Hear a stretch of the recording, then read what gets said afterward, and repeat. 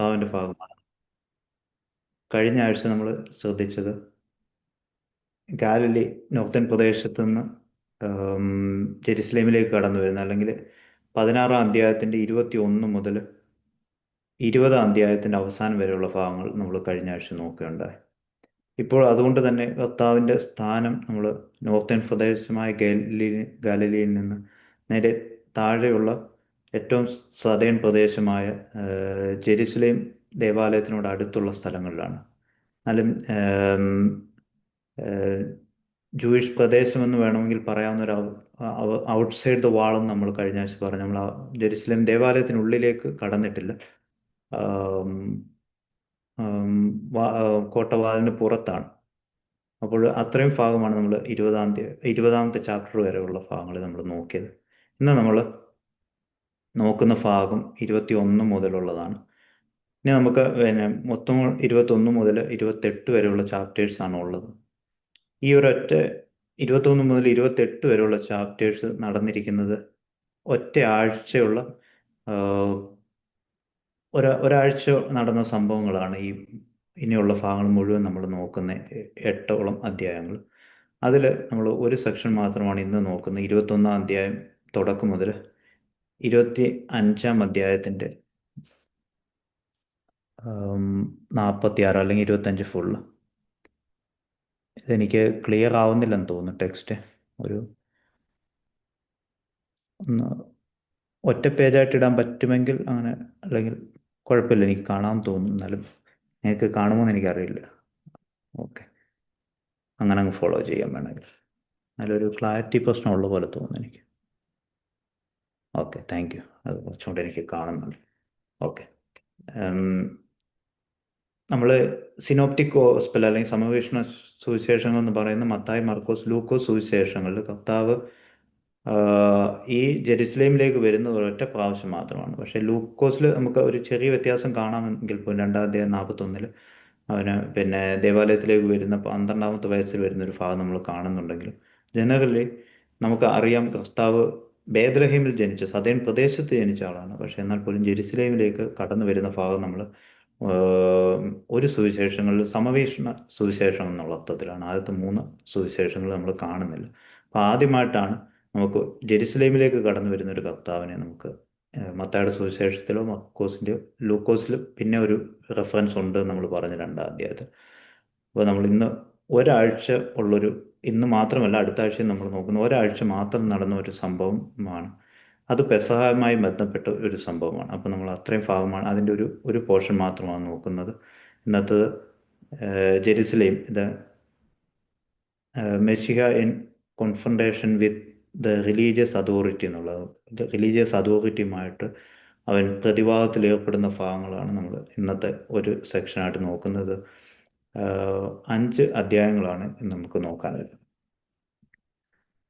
നമ്മൾ കഴിഞ്ഞ ആഴ്ച നമ്മൾ ശ്രദ്ധിച്ചാൽ അറിയും, ഗാലിലിയിൽ നിന്ന് ജെറുസലേമിലേക്ക് വരുന്ന വഴിക്ക് കർത്താവ് 3 പ്രാവശ്യം പറയുന്നുണ്ട് അവൻ അനുഭവിക്കാൻ പോകുന്ന കഷ്ടങ്ങളെക്കുറിച്ച്.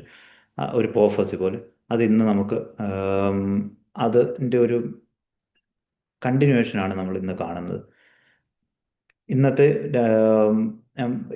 ഇന്നും അടുത്ത ആഴ്ചയും കൂടെ നോക്കുന്നത് ഒരു 2 ഏരിയകളാണ്. ഒന്ന് 21 മുതൽ 25 ഇന്ന് നോക്കുന്നു. അടുത്ത ആഴ്ച 26 മുതൽ, അടുത്ത സെക്ഷനിൽ 26 മുതൽ 28-ൻ്റെ 15, പിന്നെ അതിൻ്റെ ഫൈനൽ ഭാഗമാണ്. അപ്പോൾ അതുകൊണ്ട് ഇന്നത്തെ 5 അധ്യായങ്ങൾ നമുക്ക് 2ആയിട്ട് ചിന്തിക്കാവുന്നേ ഉള്ളൂ. 21 മുതൽ 23 വരെയുള്ള ഭാഗവും 24, 25. ആദ്യത്തെ 21 മുതൽ 21 3 അധ്യായങ്ങളുണ്ട്. ഇവിടെ നമുക്ക് മിക്കവാറും എല്ലാ ഭാഗത്തിലും കാണുന്നത് റിലീജിയസ് അതോറിറ്റിയുമായിട്ട്, അല്ലെങ്കിൽ നമ്മൾ പറയുന്ന ഫാരസീസ് അല്ലെങ്കിൽ സദൂക്യന്മാർ, ഇവരുമായിട്ടുള്ള ആർഗ്യുമെൻറ്റിൻ്റെ ഭാഗങ്ങൾ, അവരെ പ്രതിപാദിക്കുന്ന പാരബിൾസും ഒക്കെ നമുക്ക് കാണാൻ പറ്റും. 24, 25 അധ്യായങ്ങൾ വീണ്ടും ഒരു കർത്താവിൻ്റെ പ്രഭാഷണം കാണാൻ പറ്റും. നമ്മൾ പറഞ്ഞ 5 ഡിസ്കോഴ്സുകളാണുള്ളത്. അതിൽ 5-ാമത്തത് ഇന്ന് കാണാൻ പറ്റും. അപ്പോൾ ഈ 2 ഭാഗങ്ങളാണ് ഇന്ന് നമ്മൾ നോക്കുന്നത്. 21 മുതൽ 25 വരെയുള്ള 5 അധ്യായത്തിൽ ആദ്യത്തെ 3, പിന്നെ 2-ാമത്തെ 2ആയിട്ടുള്ള. ഇതിൻ്റെ ഇടയിൽ നടക്കുന്ന ഒരു ട്രാൻസിഷൻ നമുക്ക് കാണാൻ പറ്റും. Jesus living the temple. അപ്പോൾ നമ്മൾ പറഞ്ഞു, ഇപ്പം ടെമ്പിളിലേക്ക് കടന്നു വരുന്ന, അല്ലെങ്കിൽ ദേവാലയത്തിലെ ജെറുസലേമിലേക്ക് കടന്നു വരുന്ന ഭാഗമാണ് നമ്മൾ ഇന്ന് നോക്കാൻ പോകുന്നത്.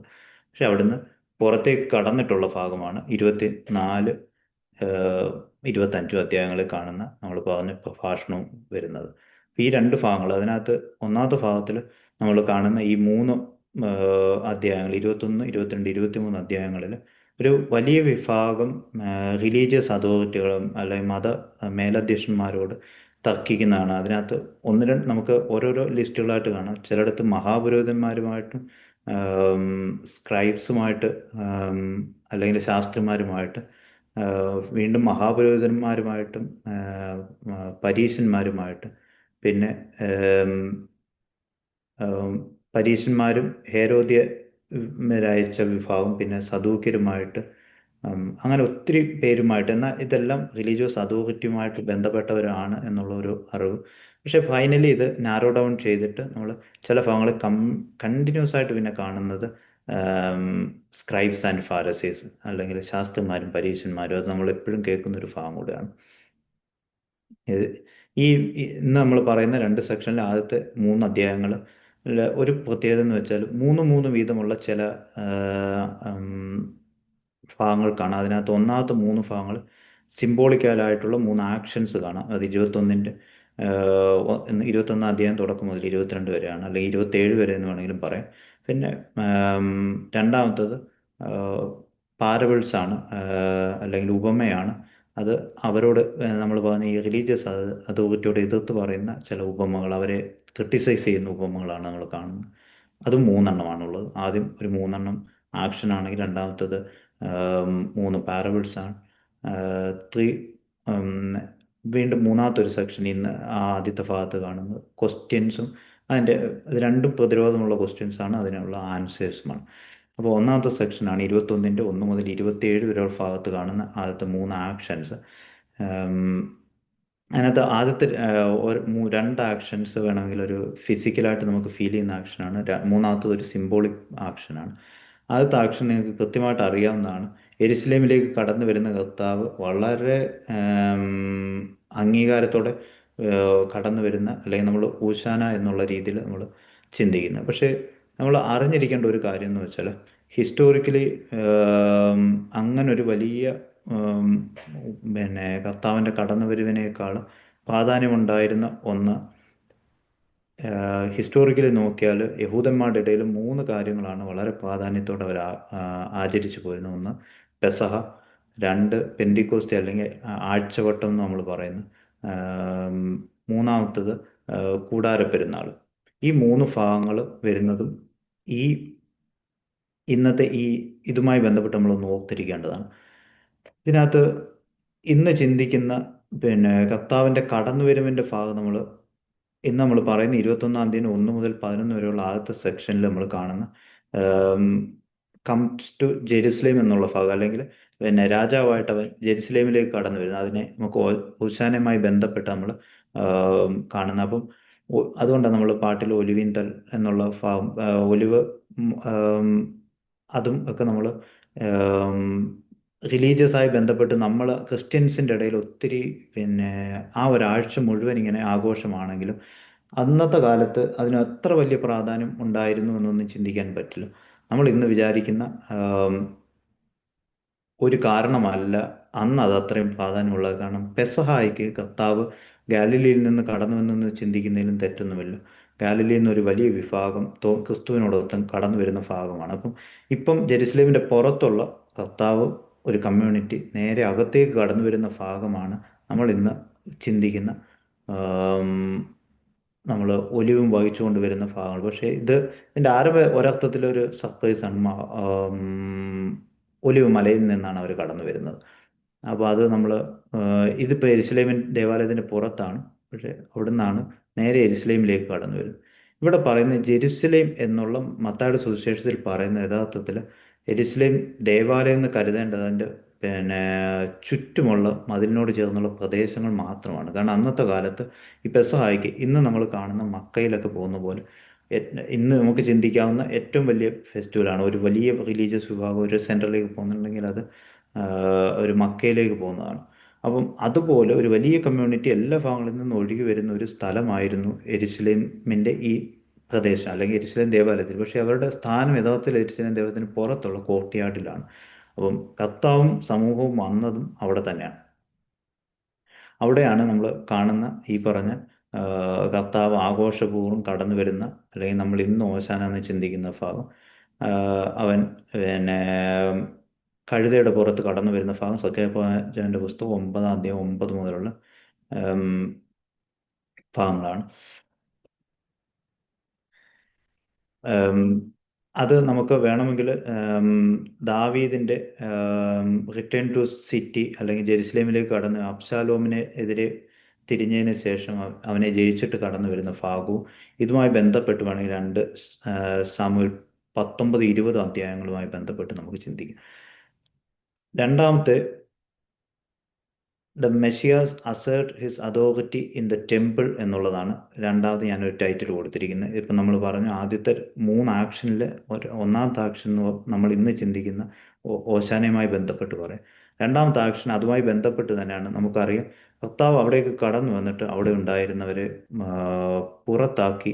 ആ, അതിൻ്റെ കാരണം ഞാൻ ഒരു ഈ ഇതിൻ്റെ എ എന്ന് എഴുതിയിരിക്കുന്ന ടോപ്പിക്കുമായി ബന്ധപ്പെട്ട് 3 എഴുതിയിട്ടുണ്ട്. അതിനകത്ത് ഉം, ഈ ടെമ്പിൾ കോർട്ട്യാർഡിലാണ് ഈ മത്തായിയുടെ സുവിശേഷത്തിൽ പറയുന്ന ടെമ്പിൾ എന്ന് പറയുന്നത്.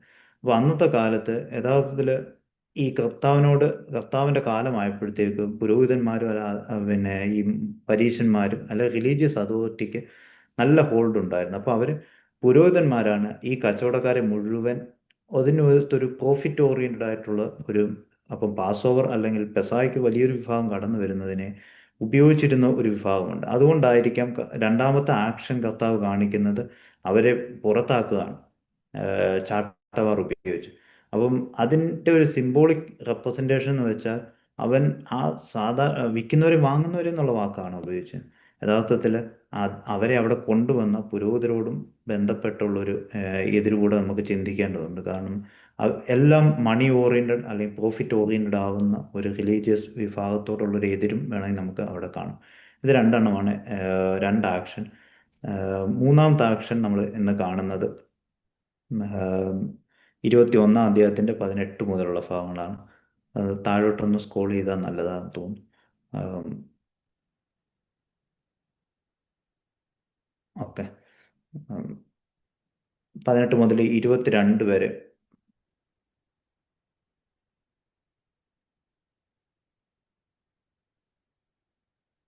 നമുക്ക് അത് സിംബോളിക് ആക്ഷൻ എന്നുള്ള രീതിയിലാണ് ഞാൻ പറഞ്ഞത്. കാരണം എന്ന് വെച്ചാൽ നമുക്ക് കുറച്ച് മുമ്പേ നമ്മൾ വായിച്ച് കേട്ടൊരു ഭാഗമാണ് ഇതുമായി ബന്ധപ്പെട്ട് വേണമെങ്കിൽ പിന്നെ നിങ്ങൾക്ക് വിശ്വാസമുണ്ട്, കടുകുമണിയോളം വിശ്വാസമുണ്ടെങ്കിൽ ഈ മലയോട് ആ അത് model of power of prayer when അറ്റഡ് ഇൻ ഫെയ്ത്തിൽ ഒരു പ്രെയർ നടത്തിയാൽ അതിന് ഫലമുണ്ടാകും എന്നുള്ള അങ്ങനെ ഒരു ആക്ഷന് നമുക്ക് കാണാം ഇവിടെ. കാരണം അത്തിയെ അവൻ ശപിക്കുന്നതാണ് കാണുന്നത്. ഇതിന് ഒരു നമുക്ക് അത്ര രസകരമല്ലാതെ തോന്നുന്ന ഭാഗമാണെങ്കിലും അതിനൊരു സിംബോളിക് ആക്ഷൻ്റെ ഭാഗം നമ്മൾ കണ്ടാൽ മതി. ആദ്യത്തെ രണ്ട് ആക്ഷന് വളരെ സ്ട്രോങ് ആയിട്ടുള്ള കർത്താവിൻ്റെ എൻട്രിയും 21-ന്റെ 10-ാം വാക്യത്തിൽ കർത്താവ് ജെറുസലേം ദേവാലയത്തിലേക്ക് കടന്നു വരികയാണ്. അല്ലെങ്കിൽ ദേവാലയം നമ്മൾ ഉദ്ദേശിക്കുന്ന ജെറുസലേമിൻ്റെ ആ കോർട്ട്യാർഡാണ്. ദേവാലയത്തിനും മതിലിനും ഇടയിലുള്ള ഭാഗമാണ്. അവിടെയാണ് ആളുകൾ കടന്നു വരുന്നത്. അവിടെയാണ് കർത്താവ് കടന്നു വരുന്ന ഭാഗം ഓശാനയായിട്ട് കാണും. അതിന് അവിടെ വന്നിട്ട് അവരെ അതിനകത്ത് ഓൾറെഡി ഈ പുരോഹിതന്മാരൊക്കെ പറഞ്ഞൊരു കച്ചവടത്തിൻ്റെ ഭാഗമായിട്ട്, ഒരു പ്രോഫിറ്റിൻ്റെ ഭാഗമായിട്ട് ആളുകൾ, കച്ചവടക്കാർ ലാഭത്തിന് കൊടുക്കുന്നുണ്ടെങ്കിൽ പോലും വലിയൊരു കച്ചവടമായി. കാരണം പെസായിക്ക് വലിയൊരു വിഭാഗം ബലി കഴിക്കാനൊക്കെ ആവശ്യമായി വരും. അപ്പോൾ ഇതെല്ലാം ഒരു കച്ചവടം, അതിനോടുള്ളൊരു എതിരും കൂടെ കാണും. പക്ഷേ എന്നാൽ മൂന്നാമത്തത് ഒരു സിംബോളിക്കലായിട്ട് പ്രെയറിന് ഫെയ്ത്ത്ഫുള്ളായ ഓറിയൻ്റായ പ്രേയറിൻ്റെ ശക്തി തെളിയിക്കുന്ന ഒരു സിംബോളിക് ആക്ഷൻ കൂടെ കാണാം. ഇതൊരു 3 ആക്ഷൻ നടക്കുന്നത് ആഡ് ചെയ്തുകൊണ്ടായിരിക്കും 3 ഒരുമിച്ച് വന്നത്. അവിടെ അതിൻ്റെ അവസാനം നാലാമത്തെ നമ്മളൊരു ടോപ്പിക്കാണ് കാണും. ആ സമയത്ത് അവർ നിനക്ക് എന്ത് അധികാരമാണെന്നുള്ള ഒരു ചോദ്യവും ചലഞ്ച് ചെയ്യപ്പെടുന്നത് നമ്മൾ കാണും.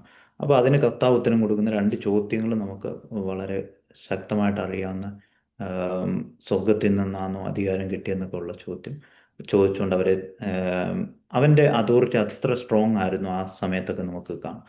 രണ്ടാം ഭാഗം ഇന്ന് നമ്മൾ ചിന്തിക്കുന്നത് 3 പൊളമിക്കൽ പാരബിൾസ് ആണ്. ആദ്യത്തെ മൂന്ന് ആക്ഷൻ ആണെങ്കിൽ രണ്ടാമത്തെ മൂന്ന് ഉപമകളാണ്. ഈ മൂന്ന് ആക്ഷനിൽ ഒന്ന് ആം, നമുക്ക് വളരെ സുപരിചിതമായിട്ടുള്ള, ആം, നമ്മൾ നേരത്തെ പറഞ്ഞു കറണ്ട് ആയിട്ടുള്ള ലീഡർഷിപ്പിനോട് എതിര് പിടിക്കുന്ന ആ, സാധ്യതകളാണ് ഈ ഭാഗങ്ങൾ മുഴുവൻ കാണുന്നത്. അതിനകത്ത് ഒന്നാമത്തതാണ് രണ്ട് പുത്രന്മാർ ഒരു മനുഷ്യനുണ്ടായിരുന്നു. അപ്പോൾ ആദ്യത്തിനോട് പോകാമോ എന്ന് ചോദിച്ചാൽ അവൻ പോകത്തില്ല എന്ന് പറഞ്ഞിട്ട് പോവുകയും, രണ്ടാമത്തൻ, അതാണ് അതിൻ്റെ മീനിങ് എത്രമാത്രമാണ്.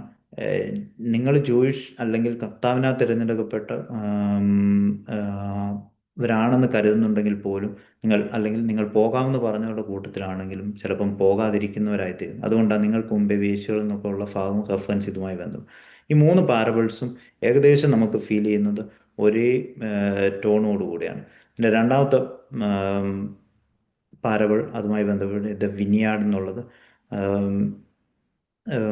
വിക്കഡായിട്ടുള്ള അല്ലെങ്കിൽ ദുഷ്ടന്മാരായിട്ടുള്ളവരെ പിന്നെ പാട്ടത്തിന് ഏൽപ്പിച്ചു പോകുന്ന ഒരു അധികാരി അവസാനം അവർ അതിൻ്റെ അവകാശം ചോദിച്ചു വന്നപ്പോൾ പുത്തനെ ഉൾപ്പെടെ കൊന്നു കളയുന്നു എന്നുള്ള ഭാഗമാണ്. അപ്പം ഇതെല്ലാം അവർക്ക് മനസ്സിലാവുന്നുണ്ട്, അവർക്കെതിരെ കർത്താവ് പറയുന്നതായിട്ട് അത് നമുക്ക് അതിൻ്റെ അവസാന റെഫറൻസ് കാണാം. അവിടെ നമ്മൾ വളരെ ഫേമസ് ആയിട്ടുള്ളത് പിന്നെ തള്ളിക്കളഞ്ഞ കല്ല് മൂലക്കല്ലായി, അത് യഥാർത്ഥ സങ്കീർത്തനം 118:22 അവിടെ റെഫർ ചെയ്യുകയാണ്. ഉം,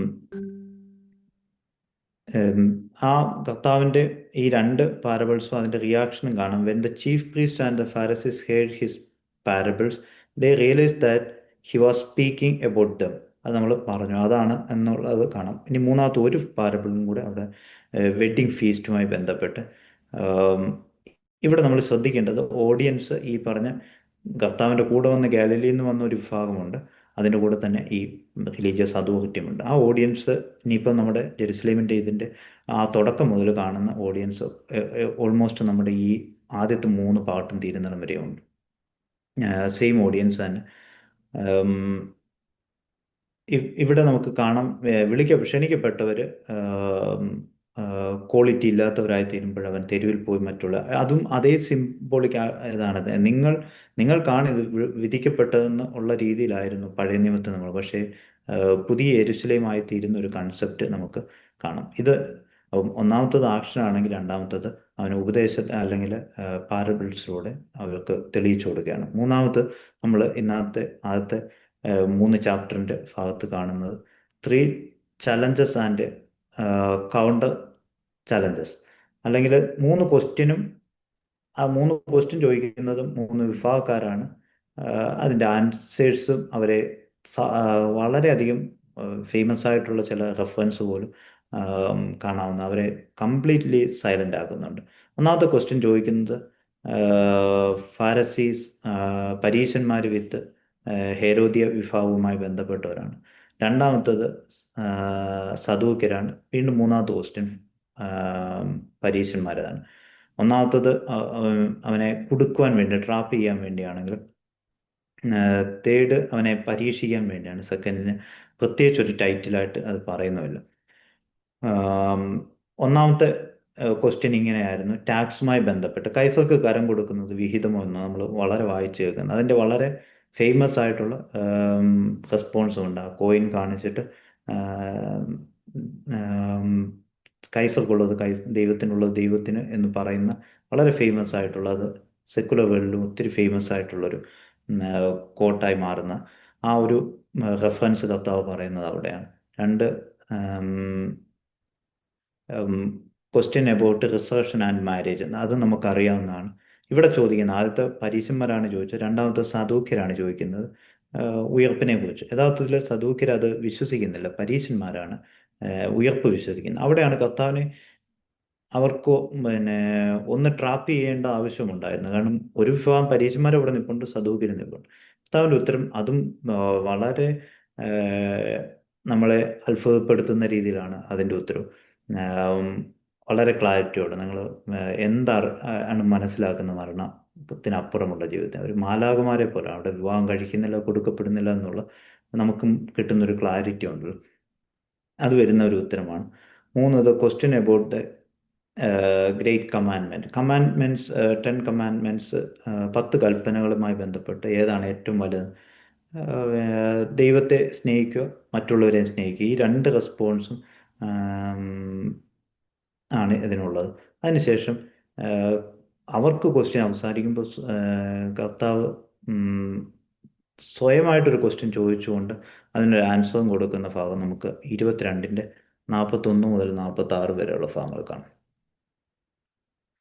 ഗാദർ ടുവേർഡ്സ് ജീസസ്, എന്താണ് നിങ്ങൾ മശിഹായെക്കുറിച്ച് ചിന്തിക്കുന്നത്? നാളെ നമുക്ക് ആം, ദൈവ ദാവീദിന്റെ പുത്രൻ, അവിടെ ദാവീദ് സങ്കീർത്തനത്തിൽ പറയുന്നുണ്ടല്ലോ, പിന്നെ അവനെ കർത്താവ് അങ്ങനെ ആവുമ്പോൾ എങ്ങനെ അവൻ്റെ പുത്രനാവുന്നു? ഈ ഒരു ചോദ്യം കർത്താവ് തന്നെ ചോദിച്ചിട്ട് അവർക്ക് ആ, അതിനകത്ത് ഒരു ടോട്ടൽ അല്ലെങ്കിൽ പൂർണ്ണമായ കർത്താവിൻ്റെ വിജയമാണ് ഈ വാക്യം. അതിനുശേഷം അവസാനമായിട്ട് കർത്താവ് തന്നെ. അപ്പം മൂന്ന് ചോദ്യവും അതിൻ്റെ ഉത്തരവുമാണ്. നാലാമത് ക്രിസ്തു തന്നെയാണ് ആ ചോദ്യം ചോദിക്കുന്നത്. നമ്മൾ ഇത്രയും പറഞ്ഞ് നമ്മൾ ഇന്ന് പറഞ്ഞ ആദ്യത്തെ സെക്ഷനിൽ 3 ചാപ്റ്റേഴ്സ് ഉണ്ട്. അതിൽ മൂന്നാമത്തെ ചാപ്റ്റർ 23-ഉം 24-ഉം അല്ലെങ്കിൽ 24-ന്റെ തുടക്കം അല്ലെങ്കിൽ 21 ഫുൾ ചാപ്റ്റർ പറയുന്നു. ആം, വീണ്ടും നമ്മൾ 24-ന്റെ തുടക്കത്തിൽ നമ്മൾ പറഞ്ഞു ഇത് അവൻ ദേവാലയം വിട്ട് വീണ്ടും പുറത്തേക്ക് പോകുന്ന ഭാഗം. അപ്പം അത് വരുന്നിടം വരെയുള്ള 24 വരെ ഉള്ള വരുന്ന 23-ാം അധ്യായം ഒരു സെപ്പറേറ്റ് സെക്ഷനായിട്ട് വേണം അതിൽ കാണാം. ആം, അത് അവിടെ കംപ്ലീറ്റ്ലി പറയുന്നത് ഫെയിലിയർ ആയി പോകുന്ന കറണ്ട് റിലീജിയസ് ലീഡർഷിപ്പാണ്. അത് പല രീതിയിൽ നമുക്ക് മോശയുടെ പീഠത്തിയിരിക്കുന്ന ഭാഗമൊക്കെ നമ്മൾ വായിച്ച് കേൾക്കുന്നു. മൂന്നായിട്ട് ആ 23-ാം അധ്യായത്തെ നമുക്ക്, അപ്പോൾ ഇതിൻ്റെ ഇടയിൽ 24-ലാണ് പുതിയൊരു സെക്ഷനിലേക്ക് കർത്താവ് പോകുന്നത്. അതിനിടയിൽ വീണ്ടും ഈ മൂന്ന് വിധമുള്ള 3 സെക്ഷൻ കഴിഞ്ഞതിന് ശേഷം വീണ്ടും അവരോട് അവരുടെ പരാജയത്തെക്കുറിച്ച് പറയുന്ന ഭാഗങ്ങളാണ്.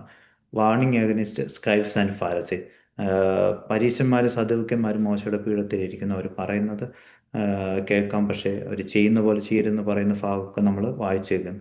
അത് 23-ാം അധ്യായം 1 മുതൽ 12 വരെ. ഉം, അയ്യോ, നിങ്ങൾക്ക് കഷ്ടം എന്ന് പറയുന്ന 7 കഷ്ടങ്ങൾ പറയുന്ന ഭാഗമാണ് അടുത്ത 23-ന്റെ 13 മുതൽ 36 വരെ. അത് നമ്മൾ ഒത്തിരി ഫെമിലിയർ ആയിട്ട് കേൾക്കുന്ന ഭാഗങ്ങളാണ്.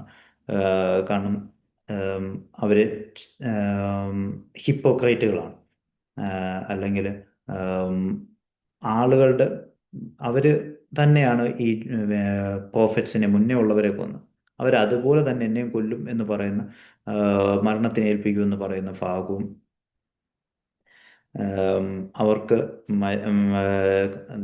കർത്താവിൻ്റെ ദൈവത്തിൻ്റെ പ്രോഫറ്റ്സിനോട് എതിരുണ്ടായിരുന്നു. അതുപോലെ തന്നെ അവർ ഇന്നും പിന്തുടരുന്നു. അതുകൊണ്ട് തന്നെ അവർ പറയുന്ന കാര്യങ്ങൾ ചെയ്യാമെങ്കിലും അവർ ചെയ്യുന്ന പോലെ ചെയ്യരുതെന്ന് പറയുന്ന ഒരു എക്സാമ്പിളും കർത്താവ് കൊടുക്കും. അതിൻ്റെ മൂന്നാം ഭാഗത്ത് കാണുന്ന ജഡ്ജ്മെൻറ്റ് ഓൺ ജെറുസലേം എന്നുള്ളത് നമുക്ക് വളരെ ഫേമസ് ആയിട്ടുള്ള ജെറുസലേം എന്ന് പറയുന്ന കർത്താവിൻ്റെ ഒരു വിലാപം പോലെ ചിന്തിക്കാവുന്ന ഭാഗം. ഇതെല്ലാം യഥാർത്ഥത്തിൽ ജെറുസലേം എന്ന് പറയുന്ന അതുമായി ബന്ധപ്പെട്ടല്ല, അവിടെ ഉണ്ടായിരുന്ന അതോറിറ്റിയുടെ വളരെ മോശമായ ബിഹേവിയർ അവരുടെ തന്നെ പതനത്തിന് കാരണമാകും. യഥാർത്ഥത്തിൽ ഇതിൻ്റെ ചരിത്രപരമായ ഭാഗത്ത് ചിലപ്പം ചിന്തിക്കാവുന്ന ഒന്ന്, ജെറുസലേം ദേവാലയം AD 70-ലൊക്കെ വീഴുന്ന സമയത്ത് മത്തായിയുടെ സുവിശേഷം ഇതുമായി ബന്ധപ്പെട്ട് എഴുതിയതുകൊണ്ടും ആയിരിക്കാം ആ വിലാപത്തിന് കർത്താവിൻ്റെ പറച്ചിലുകൾക്ക് അത്രയേറെ മത്തായിയുടെ സുവിശേഷത്തിനും ശക്തി ഉണ്ടാവുന്നത്. കാരണം ഇത് ആ സമയത്തേക്ക് ജെറുസലേം ദേവാലയം വീഴാൻ അല്ലെങ്കിൽ അതിൻ്റെ പതനവും ഉണ്ടാവുന്നുണ്ട്. AD 70-ൽ. അപ്പോഴത്തേക്കും ക്രിസ്തുവും മരിച്ചു. മത്തായിയുടെ സുവിശേഷം എഴുതപ്പെടുന്ന സമയമാണ്. ഇനി നമ്മൾ നേരത്തെ പറഞ്ഞ പോലെ 24, നമ്മൾ ആദ്യത്തെ 3 അധ്യായങ്ങളാണ് ഇപ്പം കഴിഞ്ഞത് ഇന്നത്തെ സെക്ഷനിലുള്ള 21, 22, 23, 24. അതിൻ്റെ തുടക്കത്തിൽ പെട്ടെന്ന് ജെറുസലേം ദേവാലയം വിട്ടുപോകുന്ന കർത്താവിൻ്റെ ഭാഗം നമുക്ക് കാണാം. അതിങ്ങനെയാണ്: As Jesus came out of the temple and was going away, his disciples came to point out him to building of the temple. Then he asked them, "You see all these, do you not? Truly I tell you, not one stone will be." അത് നമ്മൾ ജെറുസലേമിനെ കുറിച്ചും അതിൻ്റെ വീഴ്ചയെക്കുറിച്ചും പറയുന്നതെന്ന് വേണമെങ്കിൽ നമുക്ക് ചിന്തിക്കാവുന്ന അവസ്ഥയിലാണ് അതിൻ്റെ reference അങ്ങനെ കൊടുത്തിരിക്കുന്നത്. ഇതിൽ കല്ലുമേ കല്ല് ശേഷിക്കാതെ ഇത് വീണു പോകും. അപ്പം ജെറുസലേമിൻ്റെ പുറത്തേക്ക് ഇറങ്ങുമ്പോൾ കർത്താവ് പറയുന്നൊരു, അതുകൊണ്ടാണ് ജെറുസലേമേ എന്നുള്ള 23 അവസാനിക്കുന്നതും അങ്ങനെയാണ്. ഇരുപത്തിയാലിൻ്റെ തുടക്കത്തിൽ ജെറുസലേം ദേവാലയം വിട്ട് അവൻ പുറത്തേക്ക് പോവാണ്. ഇനി അവസാനമായിട്ട് നമ്മൾ ഇനിയുള്ള രണ്ട് അധ്യായങ്ങൾ പറയുന്നത് അവ നമ്മൾ ഇതുവരെ 5 ഡിസ്കോഴ്സുകൾ, ഗിരിപ്രഭാഷണം മുതൽ നമ്മൾ ഇന്ന് കേൾക്കാൻ പോകുന്ന ഡിസ്കോഴ്സ്, ഇത്രയും പ്രഭാഷണങ്ങളെ കത്താവുന്ന 5 പ്രഭാഷണം, ഇതിൽ അഞ്ചാമത്തെയാണ് ഇന്ന് 24 25 വാക്യങ്ങൾ, അതിൽ 25 അധ്യായങ്ങളിലുള്ളത്. The end of the old order and the reign of the son of, പഴയത് നീക്കപ്പെടുകയും പുതിയ ആം, ആ, രാജ്യം വരികയും ചെയ്യുന്നു എന്നുള്ളതുമായി ബന്ധപ്പെട്ട അതിൻ്റെ രണ്ട് ക്വസ്റ്റ്യനാണ് ഇന്നത്തെ ആ പ്രഭാഷണത്തിന് കാരണമായിരിക്കുന്നത്. ആം, എന്ന്, അല്ലെങ്കിൽ പുതിയ രാജ്യം വരുന്നത് എന്ന്, അല്ലെങ്കിൽ അതിൻ്റെ അടയാളം എന്താണ്? ഇത് രണ്ടിനും ഉത്തരം കൊടുക്കുന്ന ഭാഗം കൂടെ ആണ് ഈ രണ്ട് ഡിസ്കോഴ്സ്. ഇത് രണ്ടുമാണ് ഇതിൻ്റെ ഒരു രണ്ട് പോയിന്റുകൾ ഇന്നത്തെ ഡിസ്കോഴ്സ് അല്ലെങ്കിൽ ഇന്നത്തെ പ്രഭാഷണത്തിന്. ആ രണ്ട് അധ്യായങ്ങളിൽ നമുക്ക് ഇത് രണ്ടുമേ കാണുന്നുള്ളൂ. അപ്പോൾ അതുകൊണ്ട് അങ്ങനെയാണ് അതിനെ ഡിവൈഡ് ചെയ്യുന്നത്. ഒന്നാമത്തെ ക്വസ്റ്റ്യൻ അതുമായി ബന്ധപ്പെട്ട ഭാഗങ്ങളാണ് 1, 2, 3 ഭാഗങ്ങൾ. ഇത് ഡിസൈപ്പിൾസ് രണ്ട് ക്വസ്റ്റ്യൻസ് ആണ്, ഡബിൾ ക്വസ്റ്റ്യൻസ് ആണ് ഞാൻ 22:3 കാണുന്നത്.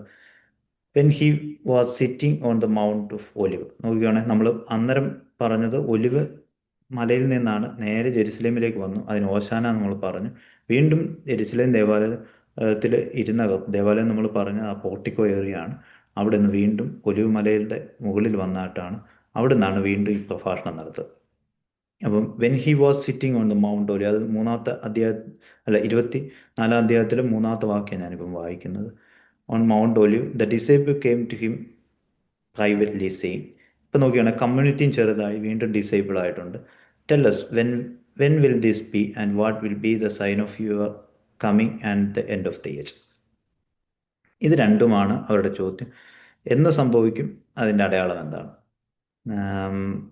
അതിൻ്റെ ആൻസർ കൊടുക്കുന്നതാണ് എൻഡ് ഓഫ് ദ ഏജ്, അല്ലെങ്കിൽ ലോകാവസാനത്തിൻ്റെ സമയമെന്നും, അല്ലെങ്കിൽ ഞാൻ പറൂസിയ എന്നുള്ളൊരു വാക്കും ഉപയോഗിച്ചിട്ടുണ്ട്. അതിൻ്റെ അർത്ഥം കമ്മിങ് എന്നുള്ള മാത്രമാണ്, ഗ്രീക്ക് വേർഡാണ്. അപ്പോൾ ഇത് രണ്ടും കണ്ടാൽ അർത്ഥം എൻഡ് ഓഫ് ദ ഏജ് എന്നുള്ളൊരു ഐഡിയയിലാണ് ഈ രണ്ട് ക്വസ്റ്റ്യനും ചോദിക്കുന്നത്.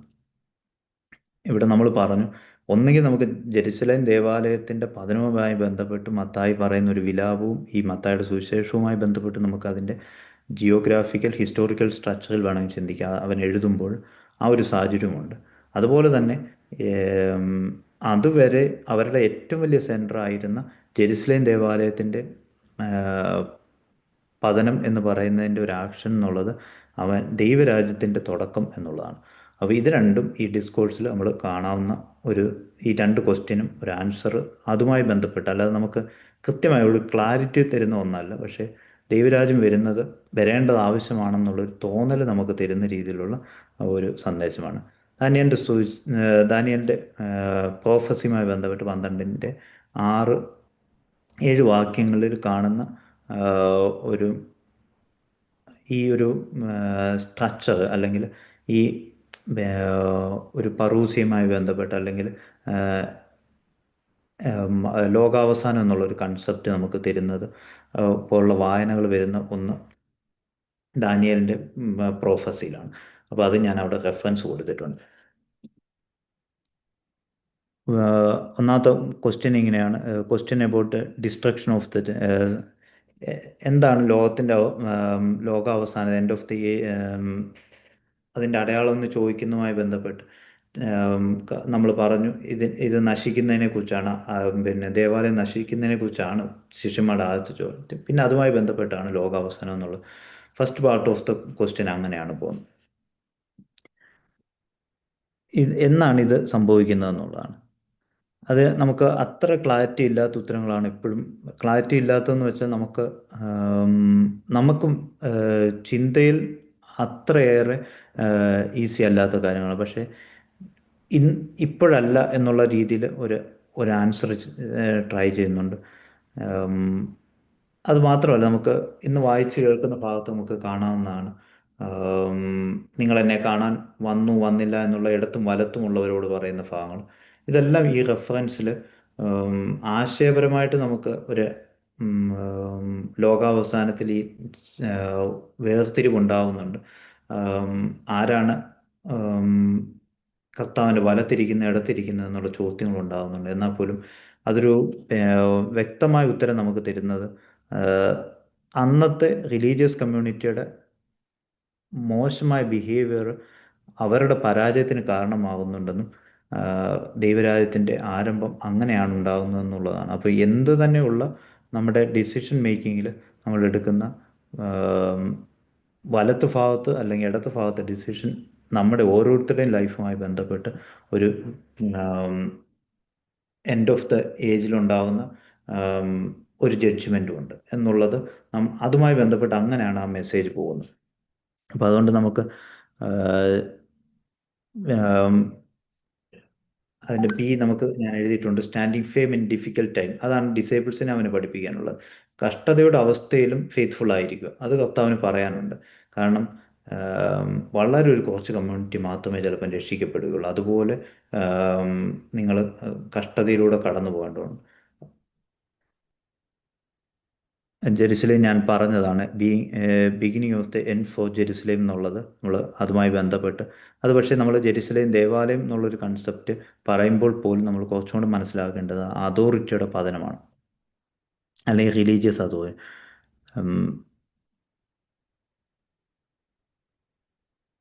The end of the temple and triumphant of son of മാൻ എന്നുള്ളത്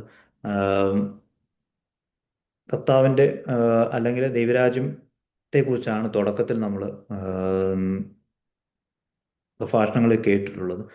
അതിൻ്റെ ഒരു പൂർത്തീകരണവും നമുക്ക് ഈ ഭാഗങ്ങളിൽ parousia and end of the age എന്ന് ഞാൻ നേരത്തെ പറഞ്ഞിട്ട് അവിടെ നോട്ട് ഡിയുടെ എൻഡിൽ കാണാൻ parousia and end of the age എന്നുള്ളത്. പറൂസിയ എന്നുള്ള വാദം കമ്മിങ് എന്ന് മാത്രമേ അകത്തുള്ളൂ.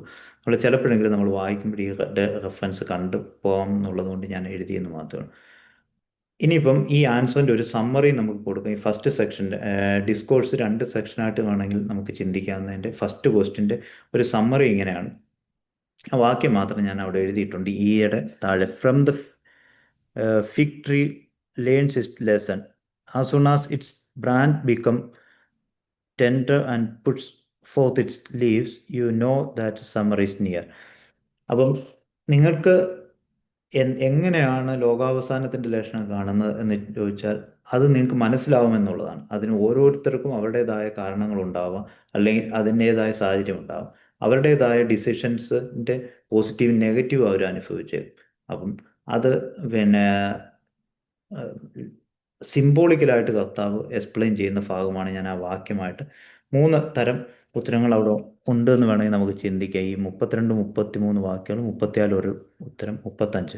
ഇത് മൂന്നും നമുക്ക് വായിക്കുമ്പോൾ അത്ര ക്ലാരിറ്റി ഇല്ലെങ്കിൽ പോലും അത്ര അജ്ഞതയോടെ അല്ല ഇതിൻ്റെ വരവ് എന്നുള്ള ഒരു അറിവ് നമുക്ക് തരുന്നുണ്ട് അത്.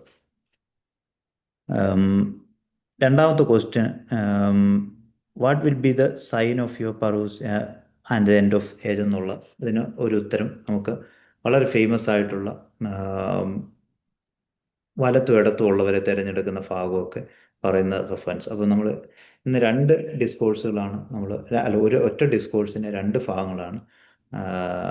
അതിൻ്റെ രണ്ട് ക്വസ്റ്റ്യന് ആൻസർ പറഞ്ഞുകൊണ്ടാണ് നമ്മൾ അങ്ങനെ ചിന്തിച്ചാൽ മതി. യഥാർത്ഥത്തിൽ ഒരു long different set of parables ഇവിടെയും നമുക്ക് കാണാൻ പറ്റും, ഒരു 3 സെക്ഷൻ. അതിനകത്ത് 3 parable of the slaves left in charge എന്നുള്ളതാണ് പറൂസിയുമായി ബന്ധപ്പെട്ട് കർത്താവിന് പറയാനുള്ളത്. നമ്മൾ പക്ഷേ